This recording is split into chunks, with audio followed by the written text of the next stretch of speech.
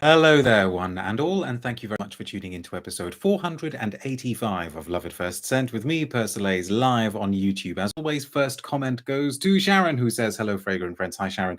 Rachel is back here as well. So is Keith, who says, I'm here again. Sandra says, hello again.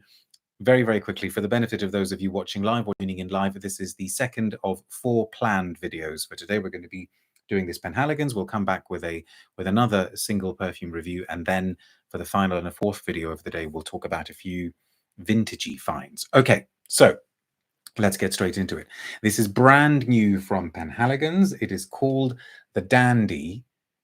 Was anybody else as surprised as I was to find out that, or to realize, not to find out, but to realize that Penhaligons had never had a perfume called the Dandy? I mean, isn't that the sort of most Penhaligons-ish name? Or is it actually indicative of how sort of ironic, maybe even kitschy, the Penhaligons marketing has become, that now the name the Dandy seems like a good fit for them, whereas maybe in the past it wouldn't have been. You know, in the past it would have been names like Elizabethan Rose and I don't know, Bluebell, etc., etc. But of course, the Dandy now feels like a very, very obvious fit. This is composed by Fabrice Pellegrin, one of my favorite perfumers. So I'm always curious to find out what he is doing. The brand are pushing this one very, very, very heavily. They're pushing most things very heavily. Wasn't it earlier this year that they had a perfume, a scent that was done in collaboration with a Saudi Arabian location? I was going to say holiday resort, but maybe it's not a holiday resort. It's a place in Saudi Arabia. I had a quick sniff of that scent. I forget what it's called, but I wasn't overly impressed by that one. It felt very, very, very derivative and predictable to me. Omar says, Penhaligons, yawn. The Dandy sounds lazy, says Mika Shoemaker. Well, we're about to find out. I know nothing about this one. I have a pre-sprayed blotter, but apart from that, I know zero, and the fact that it's made by Fabrice Pellegrin. Alex says, unfortunately, the scents usually don't last very long. Oh, Gavin says, I think it was previously clashed with the Dandy comic, which probably isn't so in everyone's consciousness. Gosh, I suppose so. I mean, you may well be right. I think we need to get straight into it. What would you expect from a scent called the Dandy? I mean, I think actually probably what I would expect is Hammam Bouquet. And in a video that was done not that long ago, I was singing the praises of Hammam Bouquet because I think its current formulation is pretty good. Now, regular viewers will know, and I'm going to say this before I spray, we have a press release as well, we have a pre-spray blotter. Regular viewers will know that pretty much without exception, yeah, I think pretty much without exception, in the last few years, the Penhaligons releases that I have rated are the ones that have like died a death and been discontinued within about a year. So the one with the dragon's head, what was it? The Arthur one, I was impressed with that. Went away. Legacy of Petra, I really, really liked. Apparently that's gone or going. And if you go back, you've got things like Ostara and Amaranthine. The list really does go on. My favorite ones of the portrait, what was the lion's head, the Roaring Ratcliffe one, that's gone. So you know, it's a kind of, what is it, a win-win or a lose-lose, depending on which way you look at it. The thing, if I like it, my advice is going to be stock up. Okay, let's see. Fabrice Pellegrin, do your best. He's been doing some great work for Diptyque lately. Penhaligons always discontinued its best. They've still got their orange blossom though, the Bertrand Duchaufour orange blossom. Although they you keep hearing about how it's going to go away or something. Hang on, Stephen says they've now discontinued orange blossom as well, which I'm aware is one of you.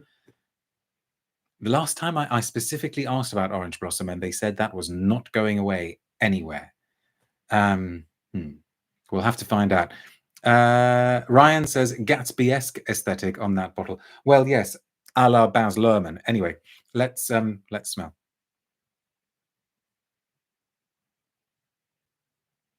Okay, this one's actually quite hard to call. Is it going to be discontinued or not? Perhaps the proof is going to be in the dry down.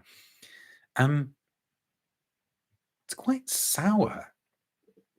Kind of intriguingly sour. See, intriguing is bad. Intriguing is bad for box office. When Persolaise goes, intriguing, at least like another 20,000 people put their wallets away and go, no, I'm not doing intriguing.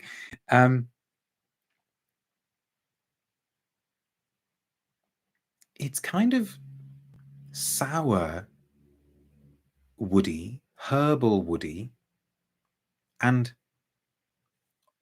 there's almost like a sort of suggestion of sort of toffee caramel coming through, but maybe in a sort of boozy way.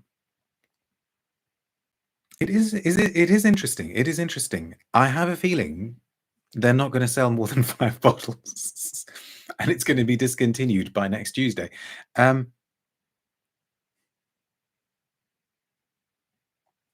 I think what's fascinating about it, I would imagine just on this first sniff, there is quite a big floral note in there that is sort of bringing some romance, some dandyishness, which would be appropriate, but it's very, very cleverly concealed behind these woody, boozy notes and maybe the aromatic notes. And so in that sense, it's making me think quite a bit of those kind of big 80s masculines that played fast and loose. Oh, Tripty, that's very, very kind. Thank you so much. Won't lie, I'm looking forward to a whole new set of top 10s from you this year. We will still do top 10s, don't worry, and interviews, etc., etc. And actually, in my vintage video, the one that I want to do in a few minutes, I've got a bottle of the old Montana Pour Homme from 1990, I think, or 1989. It's that kind of thing. It's oh, I've had a little message from YouTube saying, let's celebrate their 5th super on a live stream. Tripty, that's your 5th super chat on a live stream. I celebrate, that's coming across as really patronizing. Thank you very, very, very much. I really appreciate it. But thank you, YouTube, for telling me and the rest of the world that it's Tripty's 5th super chat. Who knew? Did you know, Tripty? Thank you very much. Yeah, it's got a kind of butch retro feel to it. And also in the Vintage Finds video, we're going to be talking about Chanel's Egoiste. There could be, I mean, it's not like Egoiste, but it's kind of maybe got a spirit of a bit of Egoiste with maybe a kind of sandalwoody thing happening in the opening is intriguing. So let's do the press release. Omar says, like the video. Yes, please. If you are enjoying the video, please do give it a thumbs up. That really, really helps. And then we'll do the pre-sprayed blotter. Okay, so press release. I will try and stick to the relevant bits. It was once upon a time, not quite such a very long time ago. I am your father. About 154 years. William was a barber. Penhaligon was his name. He had left behind his Cornish sea, took a train, and before long was hanging the sign with his name above the new barber's shop on Jermyn Street. Okay, can we please just get to... Okay, Penhaligon's presents The Dandy, a woody celebration of whiskey, okay, blended with mischief. Through glitter and smoke we arrive, a mood of deep mischief from all sides, swaying in time to boots tap-tapping. Set aside all inhibitions, my friends, for when we descend, the party shall never, ever, ever end. Glide by the visionaries, brush past the artists, loosen that tie, ready to ruffle some feathers, leave lipstick on mirrors and collars, sip golden brown liquor from crystal-cut tumblers underneath chandeliers. This is Baz Luhrmann's Gatsby, isn't it? Midnight strikes to the tune of the brass band, the trumpets and the sax are shaken right through the glass. This is the land of jazz, you see, swinging to the rhythm of whiskey. I really would like to actually, I mean, this is fine, but can we get to the, okay. This is the prosaic stuff that we prefer. An eau de parfum paying homage to endless nights. Let's take it from the top. A perfectly aged whiskey, straight from the oak barrel. A fine vintage for a dapper institution, with a twist. Bergamot, of course, full of effervescent charm. Raspberry glitters next to patchouli. Refreshed by cedrat with a syrupy finish, just how we like it. And now for the baseline: ambrox, oak, cedarwood, and smoke. If these walls could talk, Now will you take another glass? This press release is trying a bit hard, isn't it? So the notes are bergamot, raspberry, and cedrat in the top, a whiskey accord, oak chips, and cedarwood in the heart, and base notes of patchouli clear wood, which is a patented material, I think, or a trademarked material, and ambrox. Oh, and then the press release also pushes juniper sling. Okay, so that's the kind of cocktail reference, but we don't need to talk about juniper sling. And that's it. Micah Shoemaker says, never understood the idea of smelling like an alcoholic. Okay, well, there's a big leap between having a drink and being an alcoholic, right? There is still quite a bit of ground to cover. Gavin says, I'm thinking of when Jack Nicholson goes back in time and drinks in The Shining. Yes, spoiler alert, that kind of thing. Really can't get behind the retro style, says Tool. I leave that to the old heads. I found a full bottle of Ostara in Hanoi, says Ellie, earlier this year. Did you buy it, though? I love vintage masculine fragrances, says Hector. Just bought a 2008 batch Guerlain Heritage. Wonderful. Felix says, I think Dandy from Penhaligons and I will meet again at the airport counter. So sad to disappoint the sales assistant. Let's do the pre-sprayed. Here we go. So this is pre-sprayed Dandy, sprayed about 3 hours ago, I think.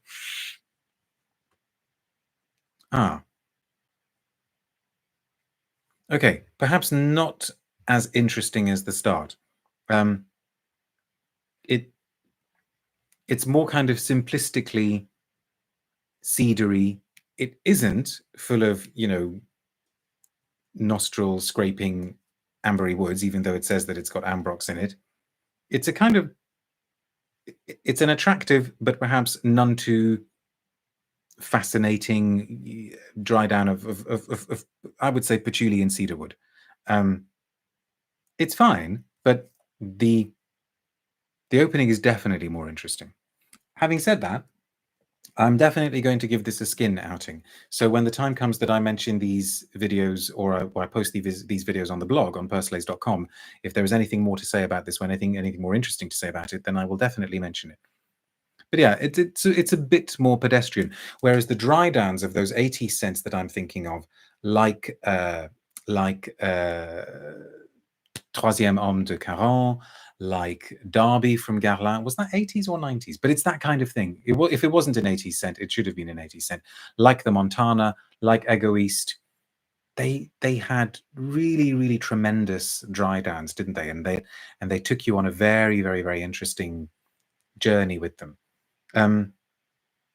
This is maybe just a touch too undandyish in the dry down. It should have been, I think, a little bit more playful, a little bit more flirtatious. But I still think it might be discontinued very soon because it's actually it doesn't start off very, very badly at all.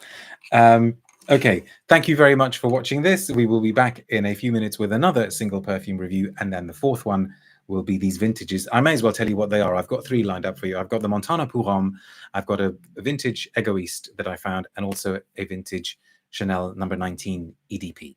See you in a few minutes, but thank you very much for watching this one. And thank you for the super chat, your 5th super chat. Well done. Thank you.